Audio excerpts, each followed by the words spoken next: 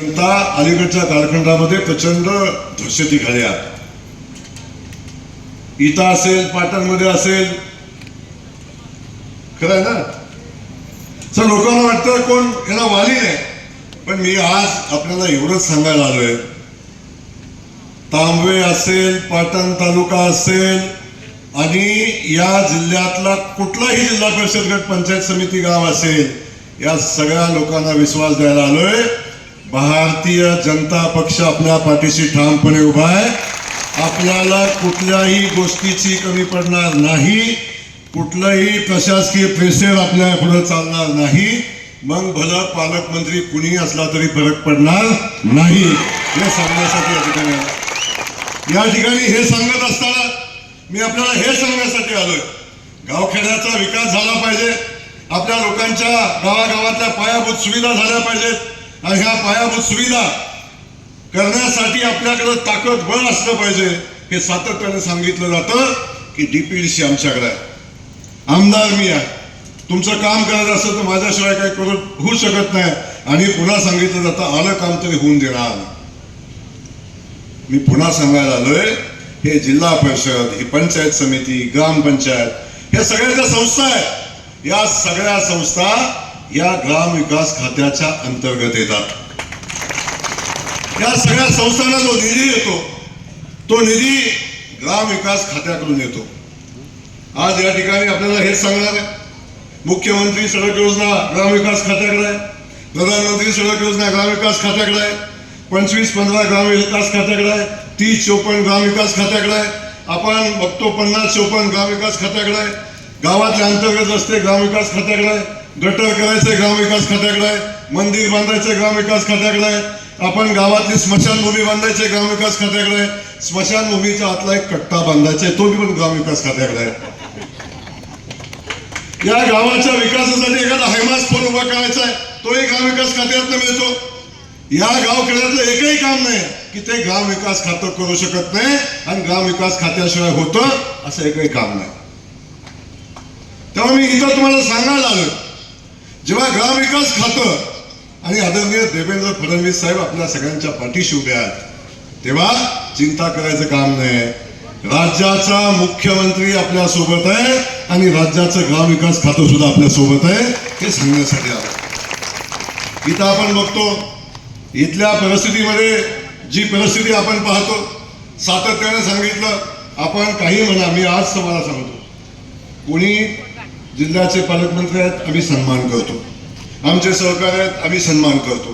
त्याच्याबद्दल आम्हाला अडचण नाही.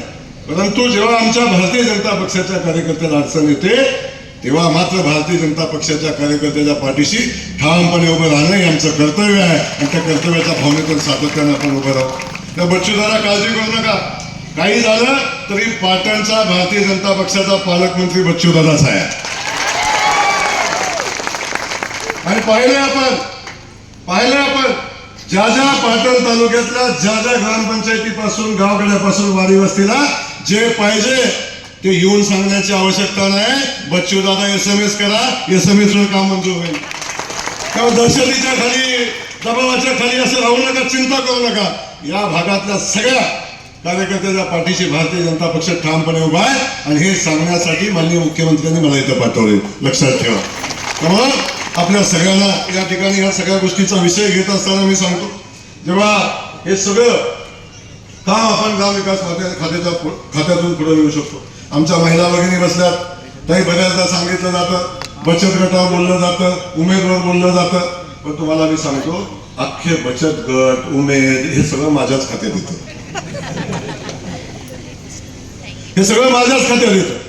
तेव्हा अख्खं पंचायत राज जे आमच्या महिला भगिनींना मोदीजींनी ताकदीनं उभं करायचं ठरवलंय, लखपती दिदी करायचं ठरवलंय, त्या सगळ्या व्यवस्था या ग्राम विकास खात्याच्या अंडरच येतात. काही नेत्यांना भ्रम झालाय, पण मी तो भ्रम दूर करतो थोडासा. माझं म्हणणं आहे की या सगळ्या व्यवस्था ह्या शासनाच्या आहेत, ह्या व्यक्तिगत कोणाच्या नाही.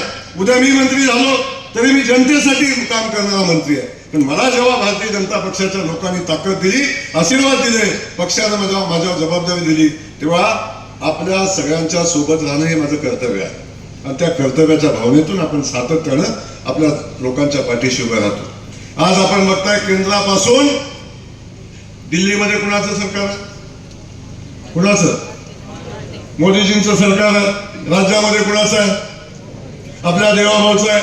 आणि या सगळ्या लोकांनी सातत्यानं या गावखेड्यातल्या प्रत्येक माणसाला बळ देण्याचं काम केलंय. प्रत्येक इथं बसलेला प्रत्येक माणूस की ज्याला मोदीजींचं, देवेंद्रजींच्या प्रत्येक योजनेचा डायरेक्ट लाभ होतो, अशा पद्धतीची परिस्थिती आहे. आपण लाडक्या बहिणी इथं बसलाय.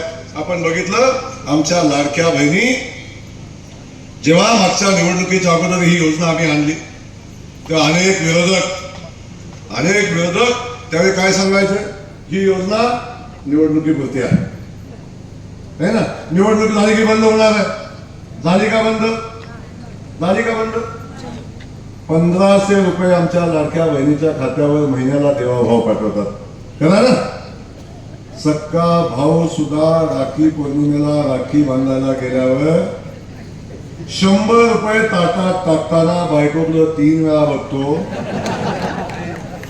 बायकोनं मान हलवली तरच ताटात, नाही तर पुन्हा खिशात घालतो. हे वास्तव आहे. साडीचा जमाना गेला आता, तर साडी बिडी सहज मिळत नाही. सक्का भाऊ वर्षात एकदा 500-100 रुपयाची 500 रुपयाची उभारणी टाकताना 10 वेळा विचार करतो. तरी तुमचा देवा भाऊ महिन्याला 1500 रुपये तुमच्या खात्यामध्ये टाकतो. हा देवाभाऊ लक्षात ठेवा. देवाभाऊ कमल सिंग लक्षात असू द्या. अरे 50-100 रुपयासाठी आपल्याला हात पसरायला लागायचे. देवाभाऊने आपल्याला मजबूतीनं उभं केलं. देवाभाऊ आपल्या बहिणीच्या पाठीशी उभे राहिले. बाजाराला जाताना 100-200 रुपये घेतलं तरी सुद्धा घडी 10 वेळा म्हणतो कुठे गेलं ग, किती राहिलं ग, कुठं खर्चलं ग, करतो ना. आता सकाळी उठला की कानात हळूच म्हणतो तुझ्या खात्यावर किती शिल्लक आहे म्हणतो का नाही? हे कुणामुळं? देवाभाऊमुळे. लक्षात ठेवा. आपल्या देवाभाऊमुळं आणि देवाभाऊचं कमाल लक्षात ठेवा. कमळाशी इमानदारीनं म्हणजे भावाशी इमानदारी लक्षात ठेवा. आणि ही भूमिका ठेवून आपण काही काम केलं पाहिजे. म्हणून आपलं इथं शेतकरी बांधव बसलेत. मोदीजीचे 6000 येतात.